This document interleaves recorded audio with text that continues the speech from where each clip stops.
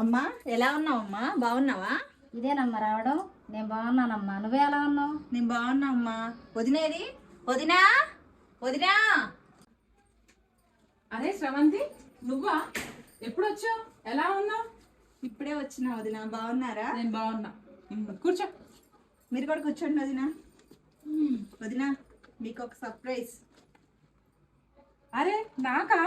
ఎవరి కోసమైతే నీకెందుకు ఇస్తావు వదినా? అవి నీకోసమే. వావ్, చాలా బాగున్నాయి. నీకేమైనా మతిపోయిందానే?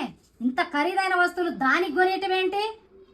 అది కాదమ్మా, అన్ని డబ్బులు పెట్టి ఇప్పుడు అవి తేవాల్సిన అవసరం ఏంటి? అదే డబ్బులు చేతిలో ఉంటే దేనికో దాని ఖర్చులకు పనికొస్తాయి కదా. అవును శ్రవంతి, నా దగ్గర ఆల్రెడీ చాలా ఉన్నాయి. ఇప్పుడు ఇవన్నీ ఎందుకమ్మా, నువ్వే తీసుకో. అబ్బా వదినా, ఇవి చూడగానే నాకు నచ్చినాయి. నీ చెవులకి చాలా బాగుంటాయి. ఎలానో నీ బర్త్డే వస్తుంది కదా, నా తరపున నీకు చిన్న గిఫ్ట్, నువ్వే తీసుకో. అవునా?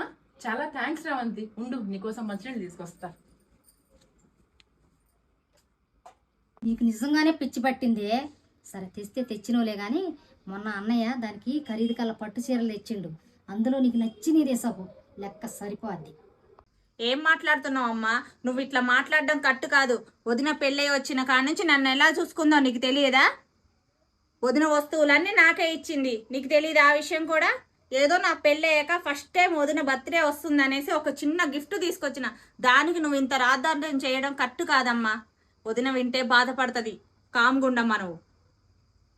అది కాదమ్మా, మా అత్తగారింట్లో మా అత్తగారు నన్ను మా ఆడపడుచుని సమానంగా చూస్తారు. నువ్వెందుకమ్మా వదిన నన్ను వేరుగా చేస్తావు? వదిన నేను ఎప్పటికీ సమానమే అనుకో అమ్మా.